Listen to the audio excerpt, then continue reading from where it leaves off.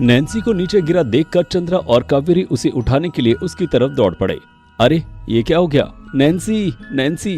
चंद्रा ने नैन्सी का हाथ अपने हाथों में ले लिया।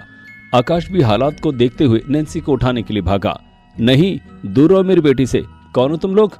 चंद्रा ने आकाश को दूर हटने का इशारा किया। अरे चंद्रा, आप कैसी बातें कर रहे हो? मैं शाशा हूं। आकाश ने घबराहट भरी मुस्कान बिखेरी। नहीं नहीं, कुछ गड़बड़ तो जरूर है। नैन्सी यूं अचानक बेहोश कैसे हो गई? लैला को छूते ही आखिर क्या हुआ उसे? चंद्रा ने गुस्से से कहा। सबसे पहले नैन्सी को ठीक करने की जरूरत है, इसके बाद हम बात करते हैं।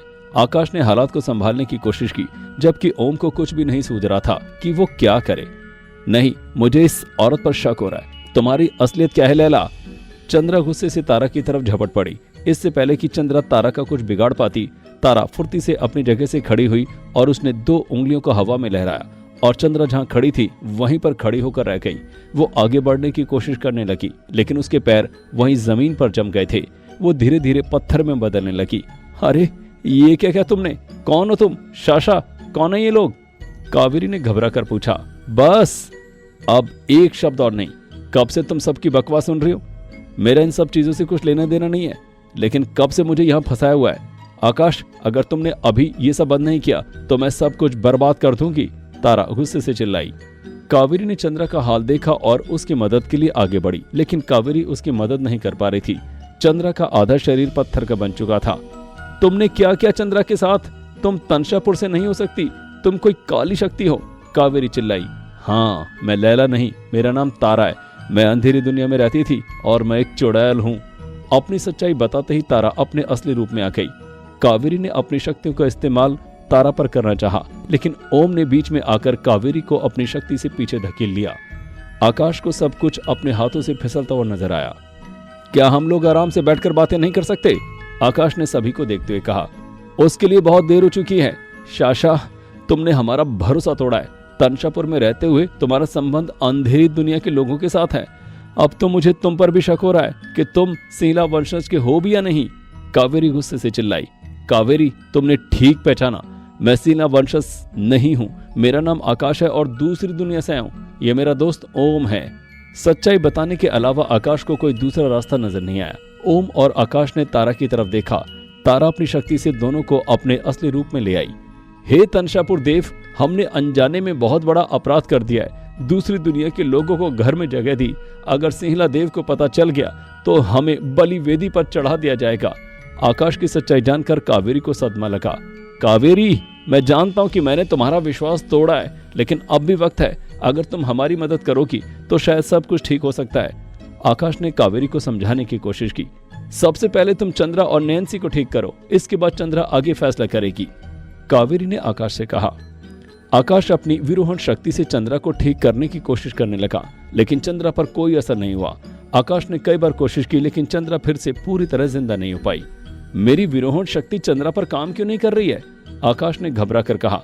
आकाश, रहने दो, तुम्हारी शक्ति का चंद्रा पर कोई असर नहीं होगा, क्योंकि मेरी शक्तियां मुझे बता रही हैं कि तारा की काली शक्तियों का तोड़ फिलहाल तुम्हारे पास नहीं है। तारा बहुत शक्तिशाली चुड़ैल है, इसका तोड़ सिर्फ तारा के ही पास है।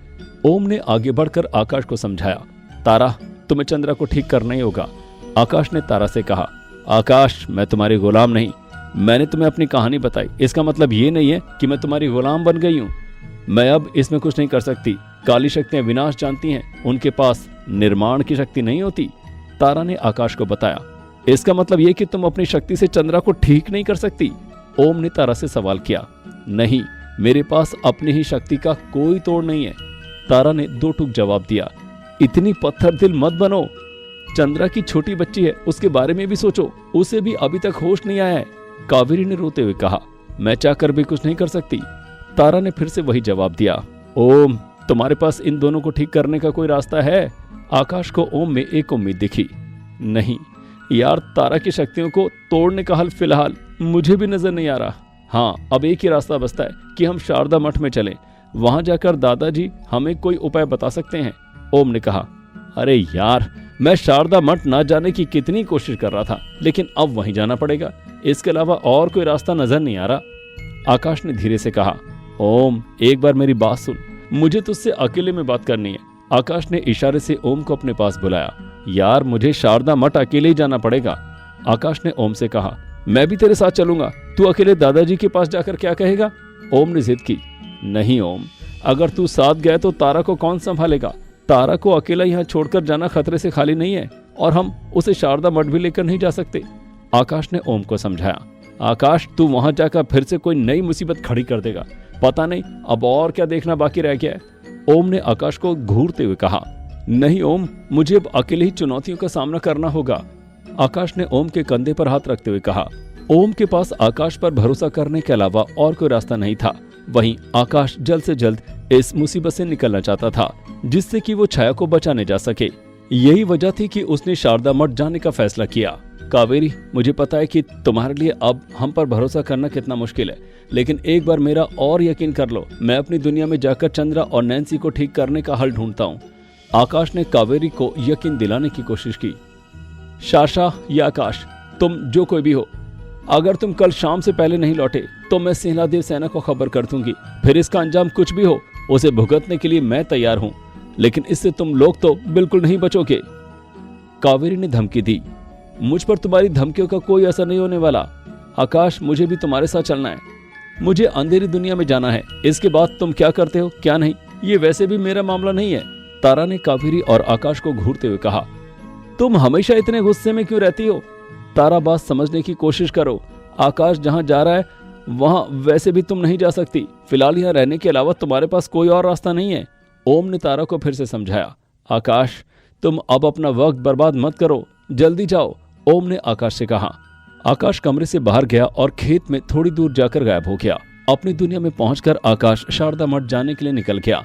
इधर तंशापुर में कावेरी, ओम और तारा कमरे में चुपचाप बैठे थे। कमरे का सन्नाटा तोड़ने के लिए और माहौल को बेहतर करने के लिए ओम ने कावेरी से पूछा, आपके पति कहाँ हैं? ओम का सवाल सुनकर कावेरी अपने दिमाग पर जोर डालकर बोली, मुझे तो कुछ भी याद नहीं है। एक रोज सिंहला सेना के कुछ लोग हमारे घर आए थे और मेरे पति को लेकर गए। इससे बाद वो वापस नहीं लौटे। कुछ वक्त तक मैं रोजाना उनसे गुहार लगाने जाती थी, लेकिन उनके पास कोई जवाब नहीं था। धीरे धीरे उनके बिना ही जीने की आदत डाल ली। कावेरी की बात सुनकर कमरे में एक बार फिर से सन्नाटा छा गया। अच्छा, अपने बचपन के बारे में बताओ कावेरी। ओम ने कावेरी का मूड ठीक करने के लिए कहा। बचपन? मेरा बचपन? कावेरी ने दिमाग पर बहुत जोर डाला, लेकिन उसे कुछ भी याद नहीं आया। अपने बचपन के बारे में तो मुझे कुछ भी याद नहीं है। कावेरी की बात सुनकर ओम हैरानी से बोला, क्या तुम्हें अपने बचपन के दिनों की कोई बात याद नहीं है? उधर आकाश शारदा मठ पहुंच चुका था। शारदा मठ में कुछ लोग उसे अजीब तरह से घूर रहे थे। प्रणाम, केशव नंद जी से मिलने आया हूं। आकाश ने मठ के एक व्यक्ति से पूछा। वो अंदर साधना में लीन है, आपको कुछ देर प्रतीक्षा करनी होगी, व्यक्ति ने कहा। मेरा उनसे मिलना बहुत जरूरी है, आप उनको जाकर बता दो कि आकाश आया है। आकाश तेज आवाज में बोला। हाँ आकाश, बताओ क्या कहना तुम्हें? मुझे पता था कि तुम यहाँ जरूर आओगे। आकाश की बात सुनकर केशव नंद जी बाहर आ गए। आकाश, अंदर चलकर बात करो। केशव नंद जी की बात सुनकर आकाश उनके पीछे पीछे शारदा मठ के अंदर चला गया। ओम कैसा है? केशव नंद जी ने सवाल किया। ठीक है, आकाश ने धीरे से जवाब दिया। और तारा? तारा का जिक्र करते ही आकाश को समझ आ गया कि केशव नंद जी अपनी शक्तियों से देख चुके हैं कि आकाश के साथ पिछले दिनों क्या क्या घटनाएं हुई हैं। आकाश ने शर्मिंदा होकर कहा, दादाजी मुझे माफ कर दो, मुझे एक जरूरी मकसद को पूरा करने के लिए नक्षत्र यंत्र को यहाँ से ले जाना पड़ा। मेरे पास इसके अलावा कोई और रास्ता नहीं था। आकाश ने माफी मांगते हुए कहा। होनी को आखिर कौन टाल सकता है? नक्षत्र यंत्र मार्ग के साथ एक प्रलोभन भी है। अगर खुद पर नियंत्रण ना रखा जाए तो ये किसी घातक हथियार से कम नहीं है। केशव नंद जी ने मुस्कुराते हुए कहा, आप तो जानते हैं कि मैं छाया की मदद करना चाहता था, लेकिन मेरी नासमझी की वजह से मैं किसी और ही दुनिया में पहुंच गया। आकाश ने बात शुरू की। तुम्हारे साथ पिछली दुनिया में क्या क्या हुआ मैं सब जानता हूँ, लेकिन अब तुम जो करने वाले हो उसके परिणाम बहुत बुरे हो सकते हैं। ऐसे में सबसे पहले तुम्हें अपनी चंचलता को नियंत्रण में रखना होगा। दादाजी ने आकाश को समझाया। मैं चंद्रा और नैन्सी की मदद करने के इरादे से आया हूँ। क्या ऐसा कोई तरीका है जिससे तारा का जादू टूट सके? आकाश ने सवाल किया। तुम्हारी विरोहण शक्ति किस काम आएगी? केशव नंद जी ने मुस्कुराते हुए कहा। तारा की शक्तियां मुझसे कहीं ज्यादा है, मेरी विरोहण शक्ति का असर नहीं हुआ। आकाश निराश होकर बोला, तुम्हें खुद पर भरोसा नहीं है, इसी कारण तुम्हारी विरोहण शक्ति कमजोर पड़ी, केशव नंद जी ने बताया। खुद पर भरोसा और मजबूत इच्छा शक्ति से ही विरोहन शक्ति को बढ़ाया जा सकता है। खैर, अभी तुम एक यात्रा में हो, यहाँ तुम कई और घटनाओं के साक्षी बनोगे। केशव नंद जी ने आकाश को भविष्य की घटनाओं का संकेत दिया। फिलहाल मैं चंद्रा और नैन्सी को कैसे ठीक कर सकता हूँ? क्या इसका कोई उपाय है? आकाश ने फिर से सवाल किया। आकाश की बात सुनकर केशव नंद जी एक कमरे में गए और वहां जाकर एक पुरानी किताब उठा लाए। किताब का एक पन्ना खोलकर केशव नंद जी आकाश से बोले, आकाश, ये विरोहन मंत्र पुस्तिका है जिसमें चिकित्सा करने के कई मंत्र और नियम लिखे गए हैं। खासतौर पर अनजानी शक्तियों के प्रभाव को कम करने के बारे में भी जानकारी दी गई है। तारा के जादू को तोड़ने के लिए तुम्हें विरोहन कलश की जरूरत पड़ेगी। केशवनंद जी की बात सुनकर आकाश चौंका। विरोहन कलश? हाँ, उससे ही उन दोनों को फिर से जीवित किया जा सकता है, केशवनंद जी ने कहा। लेकिन विरोहन कलश लेने के लिए कहां जाना होगा? आकाश ने सवाल किया। संजीवनी वन। केशवनंद जी की बात सुनकर आकाश को अंदाजा हो गया कि वो एक और नई दुनिया देखने वाला